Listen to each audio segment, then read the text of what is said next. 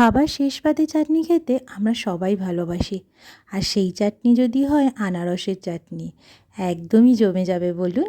তবে এইভাবে চাটনিটা বানিয়ে দেখুন, অনুষ্ঠান বাড়ির থেকে কোনো অংশে কম হবে না।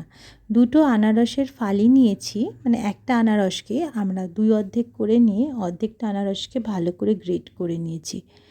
আর গ্রেট করার পরে সেই আনারসটাকে আমরা একটা গরম পাত্রের মধ্যে দিয়ে দিয়েছি। কোনো রকম জল দেইনি, বেশ কিছুক্ষণ সেদ্ধ হবে। দেখুন কীরকমভাবে জিনিসটা সেদ্ধ হচ্ছে। সেদ্ধ হওয়ার পরে আমরা 1 কাপের মতন চিনি দিয়েছি। চিনি দেওয়ার পর দেখুন একটা সুন্দর জেলি জেলি ব্যাপার হয়ে যাচ্ছে। তাতে দিয়েছি একটা পাতিলেবুর রস, আর থিকনেসটা দেখুন এবার।